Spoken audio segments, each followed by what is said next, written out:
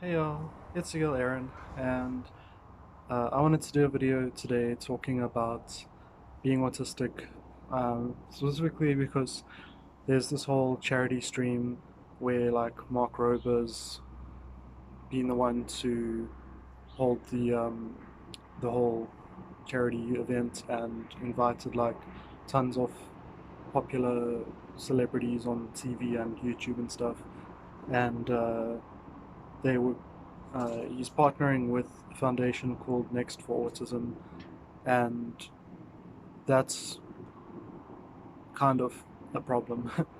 And so people have raised the issue, obviously, and spoken about it. I'm definitely not the first one to bring it up.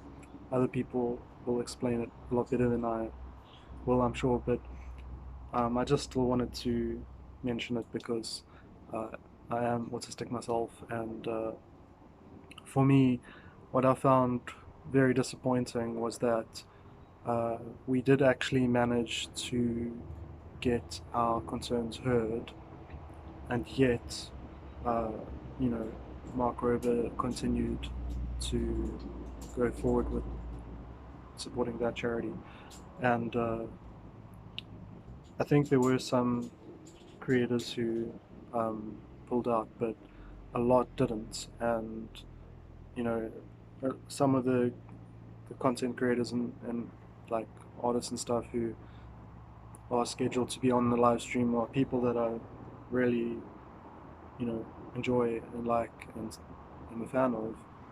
And it kind of hurts that they also haven't taken our concerns to heart, you know. Um, and the phrase that keeps coming to my mind is like, nothing about us without us. And it's the concept that decisions and stuff shouldn't be made on the behalf of a group of people without the group that's being affected's say, you know, and participation in that decision making. And that's a huge problem. Ooh, butterfly. um, because Next for Autism has worked with uh, Autism Speaks, which is a hate group, and supports eugenics, and uh, literally puts out like hate, anti-autisticness hate propaganda, claiming that like it's like portraying it as like this like secret killer that's gonna come and steal your children and like really bad stuff, and like you know Mark Rober's reply was that well they they're not eugenics, and ABA has come a long way, and they doing the whole gap between the support you get at like student level to going to college or whatever, or getting a job or something, is like that whole transition is like apparently not, there's no social assistance or anything like that, so they're trying to cover that. But it's like, are you implying that nobody else can actually do that? Like, they're not the only organization in the world that can help with that, you know? I'm pretty sure you'll find one that's doing it who actually has autistic people in the leadership, because Next for Autism doesn't. And, you know, not to mention like them removing controversial statements from their websites and stuff. Like, the reality is, ABA, it is an conversion therapy style treatment. The ones that have come a long way, it's like, we'll do conversion therapy, but in a gentle way. It's still eugenics. If the whole point of it is to get, you know, people to behave neurotypical, that's the entire purpose of it. If you're not trying to do that, you're not doing ABA, and that is what ABA is doing. Even if it's like gentle or whatever, it's like kids aren't freaking like robots, or like they can think for themselves, and if they get the vibe that the autisticness is like this undesirable thing that their parents are trying to help them to not be like anymore, then what are they going to do? They're going to mask. They're going to act as to try and make their parents happy. That's what kids do. Like, they're going to want to make their parents happy, so they're going to stop doing the things that their parents are treating as weird or out of the normal or whatever. And it's exactly the same type of thing that happens when you a kid and you have queerness, like you trans or not straight or whatever. It's like if your parents are acting like those are very like undesirable things that you should stay away from and avoid. As a kid, you want to get their approval and affection and whatever, and so you're gonna want to, you know, take at least trust them that there's something wrong with that or that whatever. It's like, and hide that part of yourself or whatever from them, because you don't want them to be upset with you. You don't want them to think that you are a disappointment or whatever. Like, and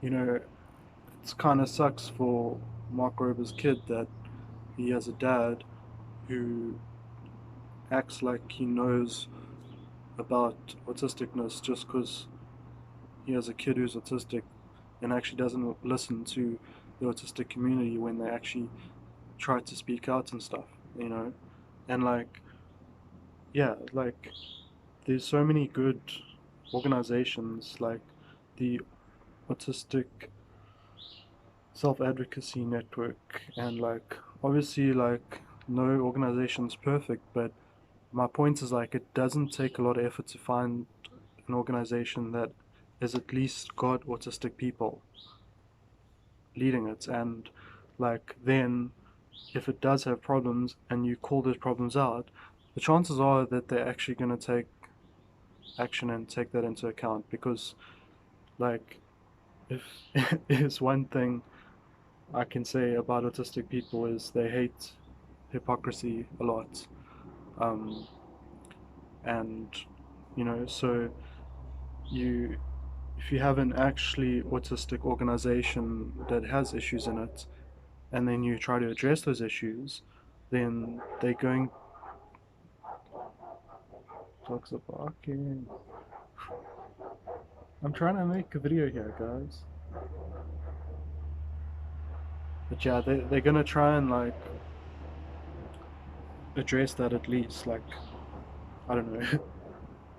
But yeah, like, so I don't know. Um,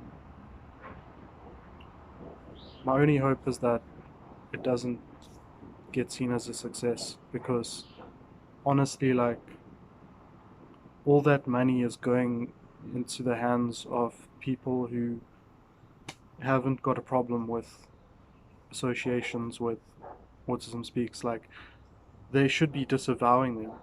Like, and even the fact that, you know, first of all, the name Color the Spectrum is super red flaggy to autistic activists, because it's like, it's just so, this whole spectrum word is like so misunderstood and like not used in a way that actually helps, it, so it's not really the right word to use, I don't think, because what it conveys in people's minds ends up not being the truth. Like, people think there's a range of um, you know traits to being autistic, and then depending on, like, you know which traits you have or whatever, like, that's like your place on this whole spectrum or whatever. But like, that doesn't really communicate the truth, because every single one of those things, a neurotypical person might experience one of them. Like, you could be neurotypical and have sensory processing disorder, for example, where everything else you completely, gel well with all of the neurotypical society expectations and all that. It's just, you have to have sunglasses and because you for some reason have sensitive hearing and stuff, and your brain can't process so much at once. Like that on its own isn't going to make you, um, autistic, or like it. And it's not like, oh, you just crossed over the line a little bit. No, being autistic is like, it's kind of like the way you would say queer, which is why I like the word queer more than LGBTQ, etc. Because like it's illustrating that it is a divergence from the stereotype, a divergence from what's considered norm or orthodox or traditional in that society, although some traditions did have good gender frameworks and stuff. But modern society and culture doesn't. But like, yeah, so it's kind of like that, where being autistic, it's like, it's not that you have one, 2 out of 10 or 5 out of 10 symptoms of whatever, no, it's like you have this, whatever it is, makes you different enough in the way you think and stuff that interfacing with the orthodoxy and the traditions of society is difficult. That's what, you know, kind of makes you autistic. It's not that you've got some specific genetic, markings or specific behaviors or whatever. No, it's you are like,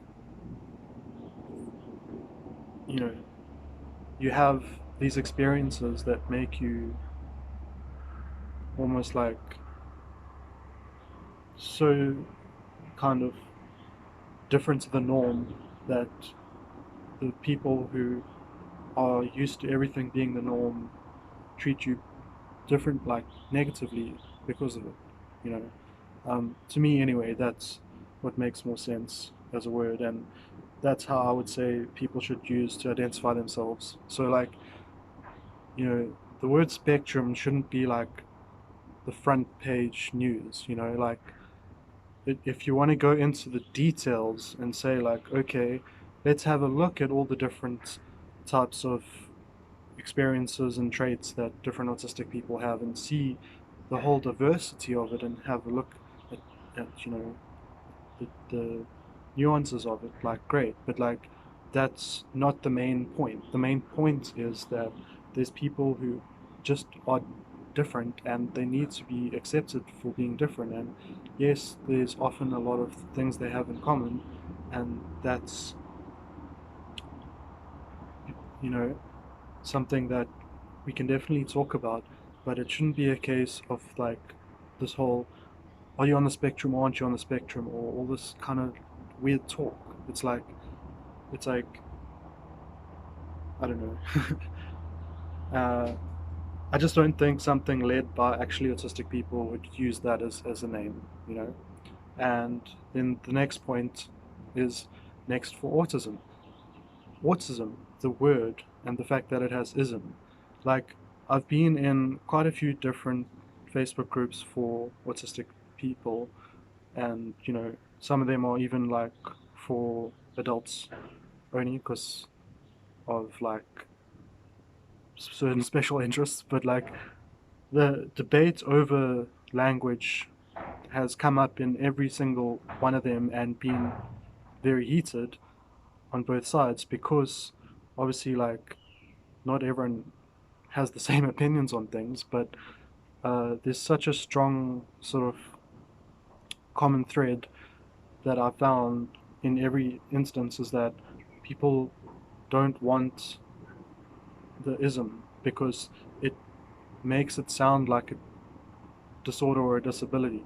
And like, disorders and disabilities aren't bad. Like this, it's not a bad word. I'm not trying to say I don't want to associate with that. I have them. I have an eating disorder. I have sensory processing disorder. I have color disorder or whatever, sight disorder. I'm not, I don't see grayscale, but I struggle with certain colors. Like, and I have certain disabilities. Um, and I would consider my anxiety and depression disabilities, and I'm 100% comfortable with that. The reason why we don't like disability and disorder being associated with autisticness is because you can be autistic and not have any disorders or disabilities.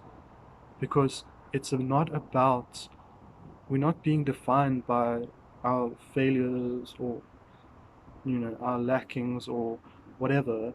We're being defined by our divergence from the norm. We're being defined by the, like the things that we enjoy more as humans beings. Like we enjoy, um, honesty and saying what you mean more than hints and scripts and stuff. Like we, if someone asks you like, "How are you?" we enjoy it if they actually want to know how you are, and they're not just saying it as a like greeting or whatever. Because to us, I guess words have a little bit more meaning than to others, or whatever, a different kind of meaning. But like, you know, and that there's nothing about that is disorderly or less able or anything. Um, People often say we can't understand, you know, the neurotypical way of communication, but that's completely false. It's that we don't see any meaning in doing things that way, and so we don't want to do things that way ourselves. And when you don't do something a lot, you're not very practiced at it, and we can practice at it. And you get autistic people who get really good at reading social interactions and get really good at using sarcasm and getting jokes and stuff. And it just takes a bit of practice, but that's not always done by default, because we don't normally see value in practicing it, because we don't really see value in it as a communication method over and above being more, conveying information more efficiently, basically. Um, so, you know, that's where it is. It's like, yes, there are also other things that we often experience uh, commonly as autistic people that could be called a disability or disorder, like sensory processing disorder, but not all autistic people have that. So that's why, you know, and there will be some autistic people who don't have any disabilities or disorders, and there will be some who will have a very, very large many. And society should be accommodating to the disabilities and disorders, but it should also be accommodating to the people who don't have any of those disabilities or disorders, but do have the different way of thinking. Because, you know, first of all, when they get made fun of or whatever for having those different ways of thinking, then the people who do have disorders and disabilities and also that different way of thinking are going to be hurt by that as well. It's same as like body shaming or whatever. It's like you, you know, it might not be offensive to the person that you're saying it to, or whatever, but there's so many other people that it is offensive to and that see what you're saying. So we need acceptance for both, and they are not the same thing. And that's why any organization to me that uses the word autism in its name or its events or prominently or whatever, I'm sus of it. It throws up huge red flags to me, and it makes me wonder whether it is, internalized autistic people leading it, or maybe non-autistic people leading it, whatever. Because like, it's just, it's not, we want to be called autistic people, not people with autism, and that we don't need that autism to ever be mentioned. Now, I personally, there is obviously a need for the noun in communications.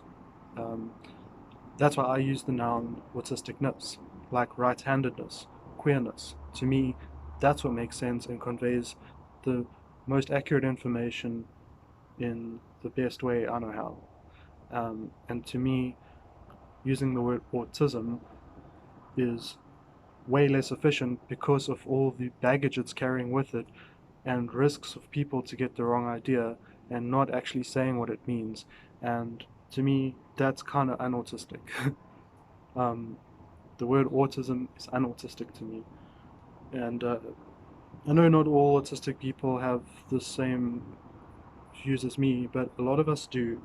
And a lot of us have spoken out against this charity event, Next for Autism and Autism Speaks. And I just want to make it very clear that having affiliations with Autism Speaks makes you a eugenicist organization, even if you're not yourselves doing it or trying to find a cure. That being said, stuff about Next for Autism has come up that shows that they do have those ties to cure finding and stuff like that, or, you know, links to ABA, which is itself a cure, like conversion therapy is considered a cure for homosexuality or whatever. It is considered a cure. So you can't say we support modern ABA, but we don't want to look for a cure, because modern ABA is, a cure. What are you don't know what you're talking about. Obviously, there's no autistic people in the leadership of that organization. And one last thing before I end off is that I have heard also that Mark Rober is uh, a Mormon, and they kind of have a requirement for 10% of their income to go to tithes, and then they do like a lot of shady stuff. And I'm not going to speak on it because I don't have personal experience, but it's kind of not cool the way they raise kids and stuff as the church there. And so, I don't know if that's true, but it would just show to me that, like, yes, like, he's really good at making these cool videos and he does a lot of charity in those videos, but I kind of get the feeling that, it's not all 100% on the up and up with him. Uh, I was raised in an evangelical sort of fundamentalist church, and I would consider it to be not less,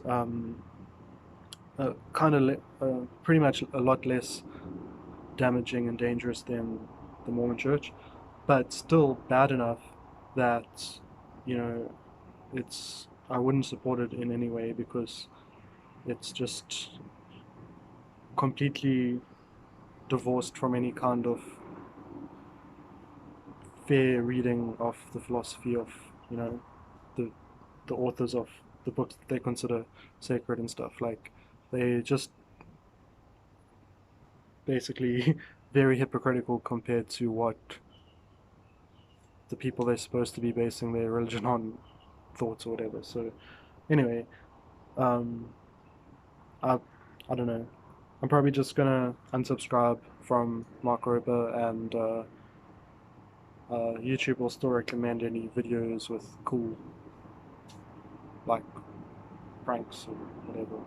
So I'm not really gonna lose out, but I'm gonna pick today to do it because I don't.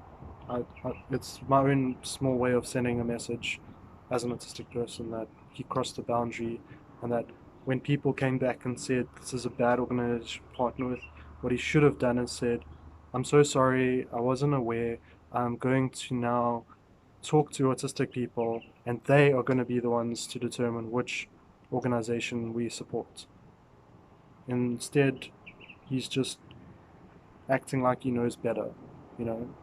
Him and the non-autistic people in the leadership of Next for Autism are deciding on behalf of autistic people that which is arguably the biggest charity stream for autistic awareness that's ever happened, but zero autistic people are deciding how that money gets spent.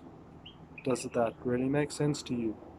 Because it doesn't make sense to me, and if we really want awareness of autisticness, it includes being aware that this is not how you do things. So anyway, that's pretty much it. I am still going to be making a video on proof of stake crypto, by the way. I just haven't gotten around to it because I'm trying to make it informative, so I actually want to do a little bit more research than this kind of thing, which I'm basically just talking uh, off the top of my head or whatever. So yeah. Anyway, thanks for watching, and we'll see you around. And check out my gaming channel if you think I should be making more videos. I actually am, but it's on a second channel. um, but yeah, just playing Minecraft, not much going on there. Anyway, thanks for watching. Bye.